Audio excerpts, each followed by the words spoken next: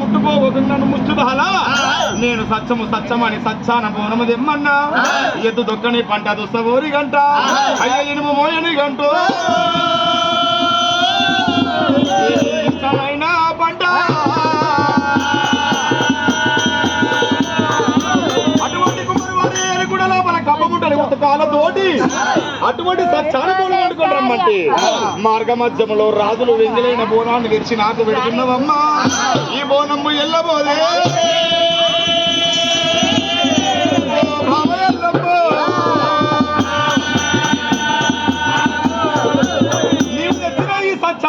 మాత్రం నాకు ఎల్లబోదు మరి నా ప్రాణాలు గనక నీకు దక్కబోవామా ఓ బామారేడుకా ఎల్లమ్మ నిన్ను కాలు దొక్కి కళ్యాణం ఏలుబట్టి నీతో నేను కోలు తిరిగినందుకు లగ్గమొక్కటయింది నాగవెల్లి కాలేదు నడమంత్రాల నేను గనక మృత్యుంజయుడనవుతున్నాను నాకు గనక ఆ మాయ రాజులు గనక నా ఎడమడొక్కలు 7 బాణాలు వేశారు నీవు సచ్చాల పూలం ఈ పొద్దు తెచ్చినట్టు ఉంటే 5 బుక్కులన్నం నేను అర్పణ చేసినట్టు ఉంటే నా ప్రాణాలు నీకు దక్కేది ఇప్పుడు మాత్రం ఆ పూడము నాకు ఎల్లబోదు నా ప్రాణాలు కూడా నీకు దక్కపోవు మరి నీకు నేను కళ్యాణం ఆడినందుకు నిన్ను నేను పెళ్లి చేసుకున్నందుకు మరి నీకు ధనము ధాన్యము మిద్దలు మేడలో సకల సంపద సౌభోగ్యాలు వజ్రాలు వైద్యులు ఏమన్నా కావాలంటే కోరుకో గాని ఆ బోనము నాకు ఎల్లబోదు నా ప్రాణాలు నీకు దక్కపోవే ఓ భామ ఎల్లమ్మ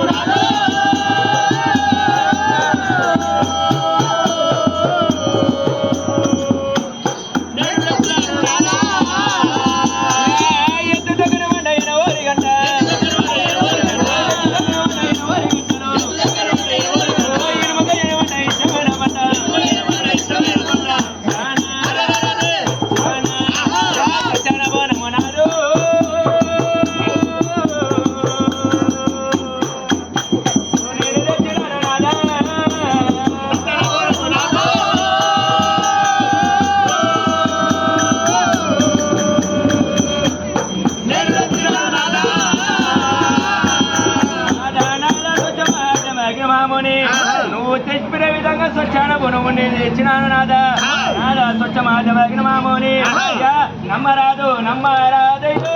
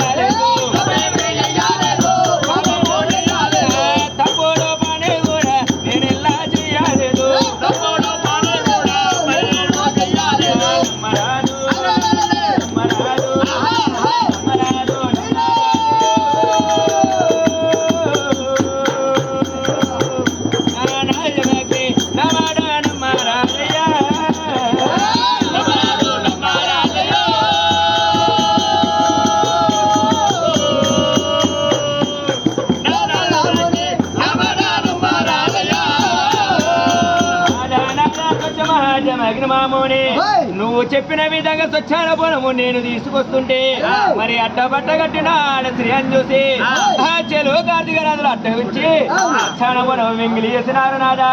వెంగిలైన బోనము వెంట తెచ్చినాను, మరి వెంగిలైన బోనం వెంట తెచ్చినాను కాబట్టి ఆ మాట నమ్మయ్య, నేనేమి తప్పు చేయలేదు, నువ్వు ఆ మాట అనుకోకున్నాదా. వినవమ్మ వినవమ్మ భామ ఎల్లమ్మ ఓరేను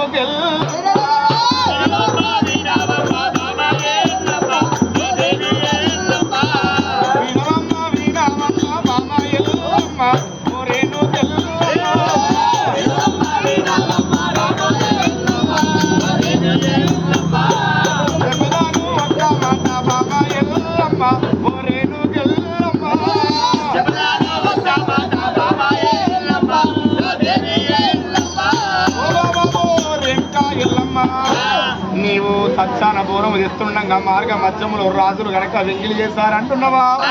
మన తప్పు ఎవరు అయినా గాని శిక్ష నాకు పడుతున్నదే.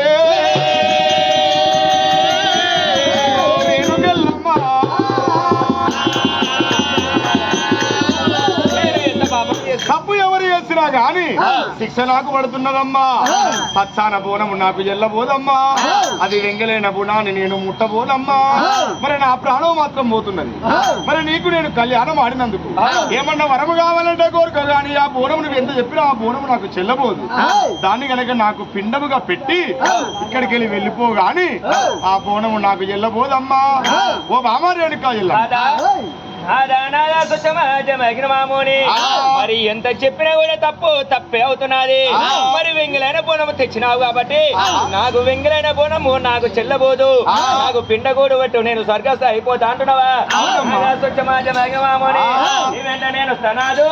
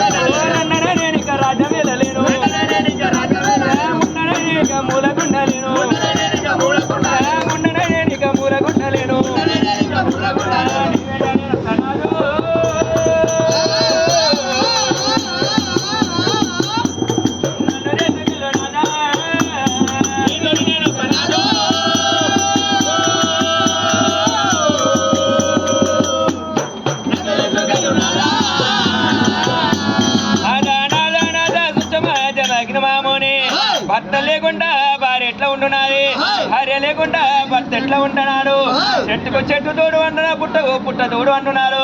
అయ్యా భర్త లేని ఆడదానికి ఈ లోకంలో పరిణామాలు ఎక్కువైతే అయ్యా. భర్త లేని ఆడదానికి బదనాములు ఎక్కువ అవుతాయి, భార్య లేని మగవారికి బాధలు ఎక్కువ అంటున్నారు. మాముని భర్త లేని ఆడదానికి బదనాములు ఎక్కువ అవుతున్నాయి, భార్య లేని మగవాడికి బాధలు ఎక్కువ ఉంటున్నారు. నీ వెంట నేను వస్తా, నేను కూడా ఇక్కడ స్వర్గస్థాయి అయిపోతా, నన్ను కూడా తీసుకెళ్ళున్నాదా. రేణుకా పరమజ్యోతి, నీవు మరణించినాక నేను జీవించేవి లాభము, జీవించకేమి లాభము? రండనై నేను ఇంకా రాజ్యమేలేదానా, ముండకై నేను ఇంకా మూలకుండేదానా? ఇదే మరి వృక్షానికి నా శిరసుమల కొట్టుకొని ఇక్కడనే మరణిస్తా అంటున్నావా? ఓ బామా రేణుకా ఎల్లమ్మ, వద్దు వద్దు ఓ బాబు, నా మాట వినవమ్మా,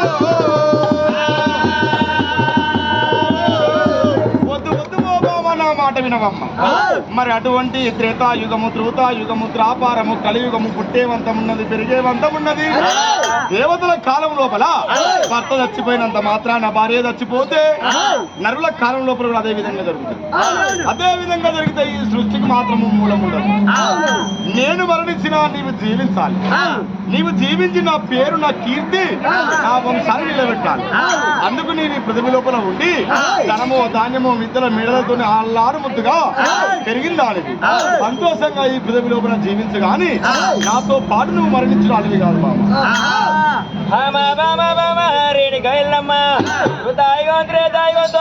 నడుస్తా ఉన్నది.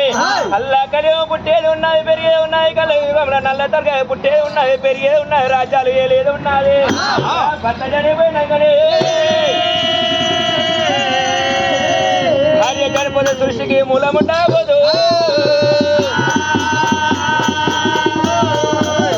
భర్త అనేవాడు నేను చనిపోయిన వెంట భార్య కూడా చనిపోతే లోక కళ్యాణం జరగబోదు. ఈ కలియుగంలో మానవ జాతి అంతరించిపోతున్నది.